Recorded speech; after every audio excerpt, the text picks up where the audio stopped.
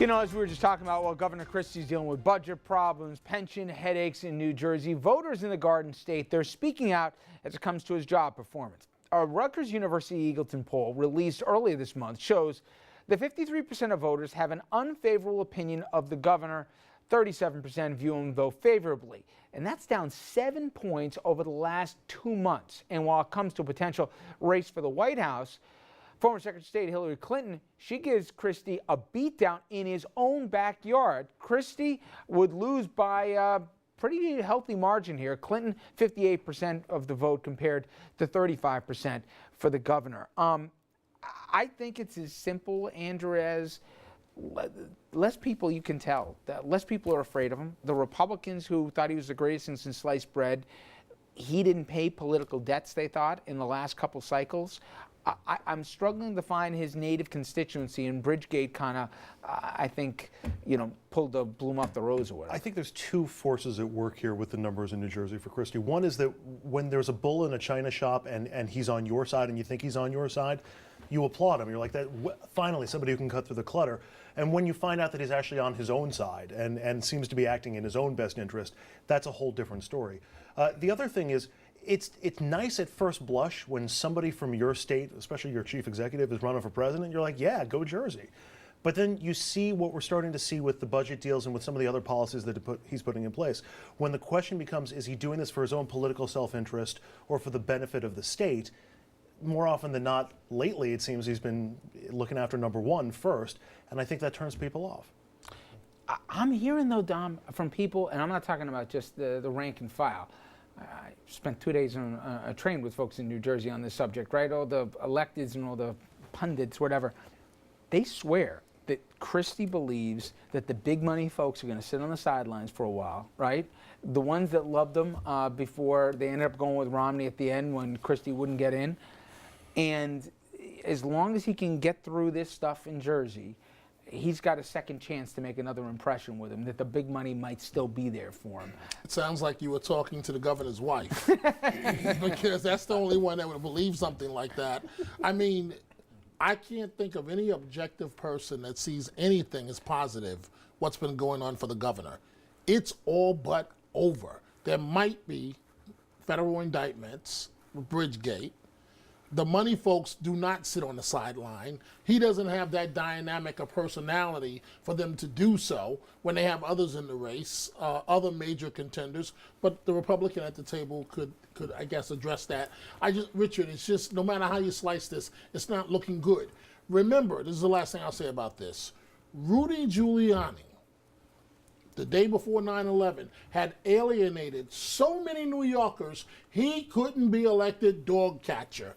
And then the next day, he wanted to stay, you know, New Yorkers said no.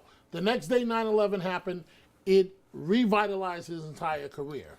This is Chris Christie all over again. So the rationale that it's what's going on right now or somehow the remnants of Bridgegate that's hurting him shows a real simplistic analysis of the poll that just came out. Andrew's absolutely right. The problems for him are much deeper than that, are much deep to the much more directly linked to that self-serving effort to become president before he straightened out his state. That combined with this general sense that he's a bully just wears thin over time. But do you think, Scott, there's a chance that, again, he's being underestimated at folks' own peril? For whatever it's worth, you know, it would be pay-per-view seeing him in a debate against Hillary Clinton or whatever else. And there's a part of that that says, I don't like the guy, he's a bully, but you know what, he sure is entertaining. I never have to guess where he stands on something. He's as transparent as it comes when it comes to a politician, maybe with the exception of the George Washington Bridge. That all said, are we writing off too early or not? It's a close call. I happen to agree with Dominic by and large. I mean, let me put it this way. His polls, New York State Republican Party will not be submitting any money to him for a losing proposition, just so we can clear that up. But I think, you know what I think it is? I think he has a credibility problem, which is far deeper than anything else. Yes, he'd be great at a debate, but this whole question of the Bridgegate, this pension issue, the kind of dancing around he does, he was lackluster when he visited Europe. He's just not, he's not getting there. Yeah. He doesn't bring that credibility to it. And I think, forgetting the donors, I think donors are sitting in a large measure, except for Jeb Bush, who seems to be doing pretty well. I don't see how he catches up. Just two things to keep in mind. One, public policy polling was out with a new poll of national Republicans across the country today. Scott Walker's in first place and Ben Carson is in second place. So clearly Republican voters have not come close to making up their minds or really gotten to know all the candidates. And Scott, you touched on this.